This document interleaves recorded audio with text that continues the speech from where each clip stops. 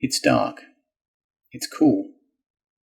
Outside, you can hear the sounds of the dark of night, those sounds that you don't really hear unless you're up late. The house, in contrast, is very quiet with not a sound coming from any other room. It's clear that no one else is up at this hour but you. Inside the room you're seated in your regular. In front of you is a title screen. It's been on loop for a while, but you're unsure for how long exactly. The sound from the title screen is low, but it's entrancing and it's asking more from you than you want it to at that moment. While the rest of the house is quiet, your mind is anything but. It's racing, and the low sounds coming from the title screen continue to pierce your thoughts as surely as a flashlight through the dark. A controller rests in your lap, but it's long forgotten. You collapse into your chair, feeling somehow drained. You're not tired, despite the late hour. You know that to be true. But what you've just experienced has left you in a state that is rare for you. The state is exhilarating, it's momentous, but also oddly scary. Deep down you know you've just played through something special, something that to you means more than just having finished a game.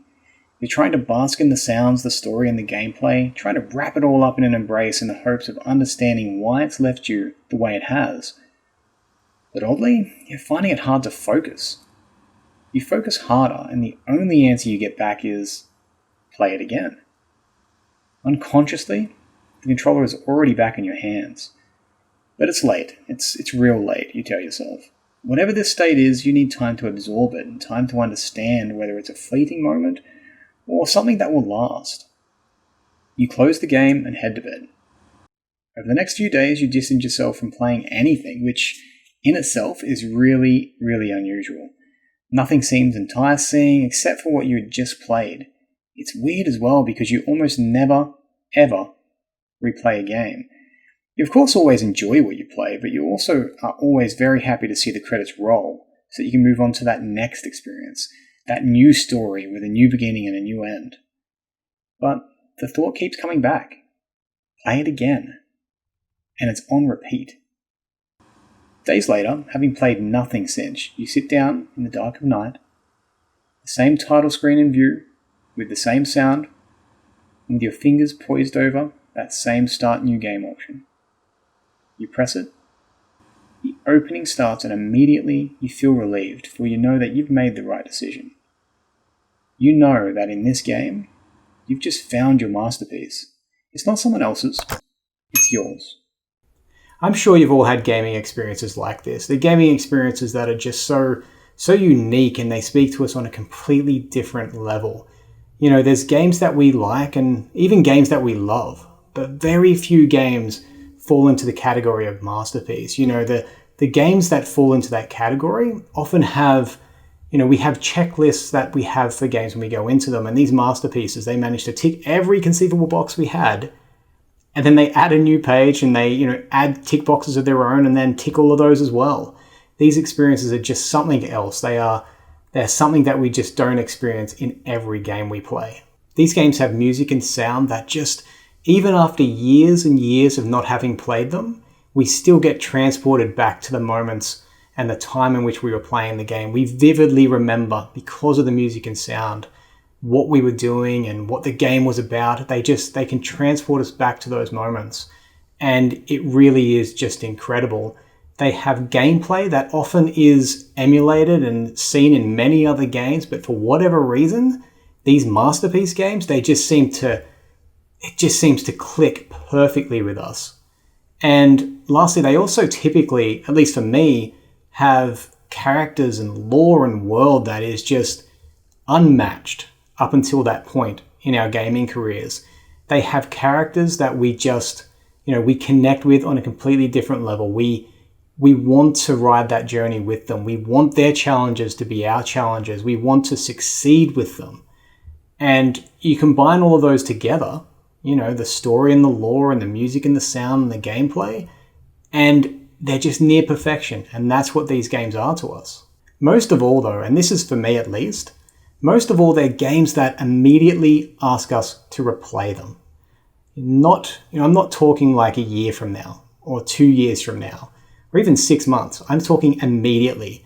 These games will, once you finish them, they will they will stick in your mind, and you just can't seem to get rid of them. They'll stick in your mind and they make you want to replay them immediately. And that to me is how I know when I've found one of these incredible experiences. All of those tick boxes get ticked, and then the game is immediately asking me to replay it. Now, I don't really have all that much time to replay games. And in fact, it's very, very, very, very, very rare that I ever replay a game. As a father of 3 and someone who works near on 50 hours a week, for a game to get replayed, it has to be something extraordinary. I'm always looking for that next game, that next story, that next adventure, the new beginning, the new end. And for a game to be able to pull me back, it has to be something just completely spectacular.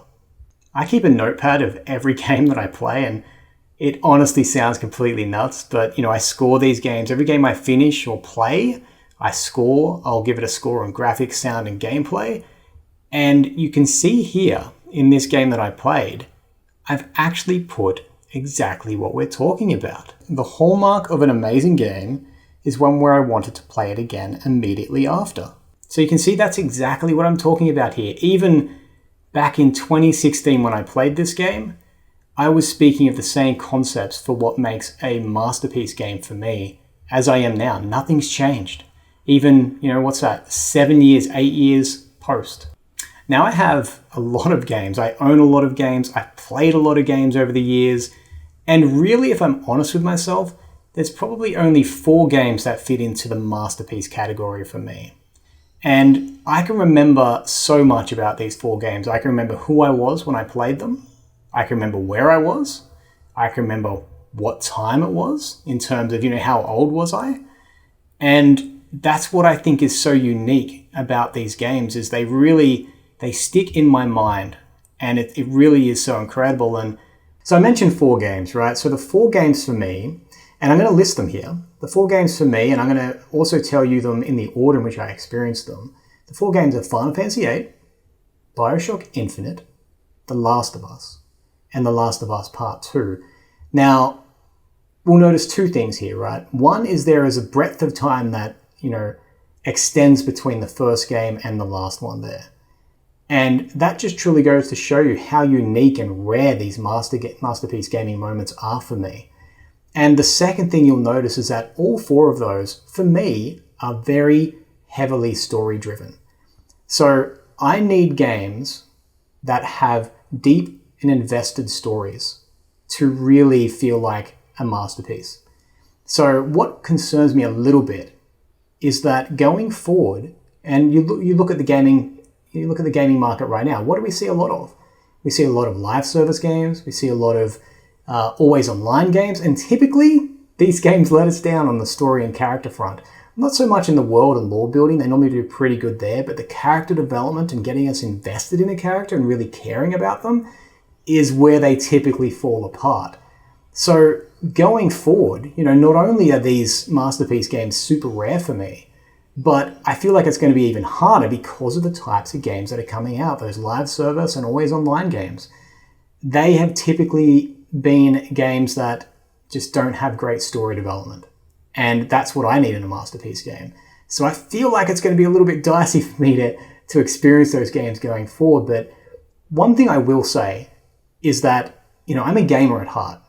And no matter what the future looks like, no matter what these games are, whether they're always online or whatever it is, I'm never going to stop looking for those masterpiece moments. And I hope you guys never do either.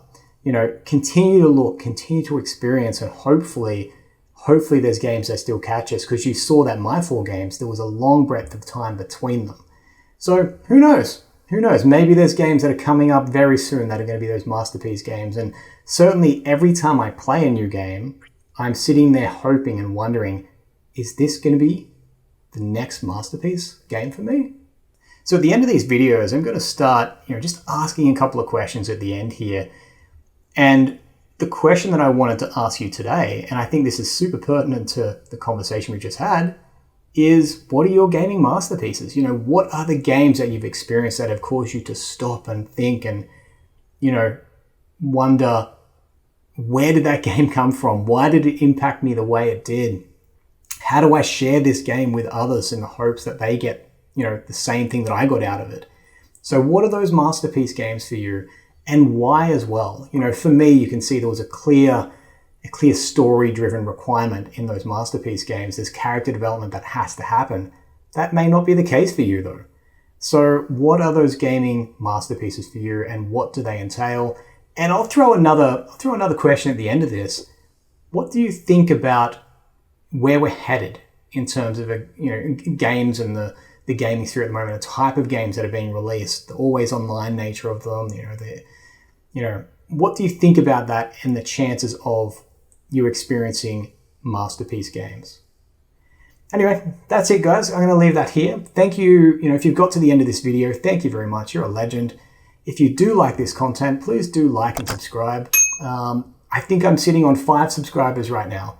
I started with 4, all who are family and friends, and there's 1 rogue subscriber out there. So whoever that rogue subscriber is, thank you very much.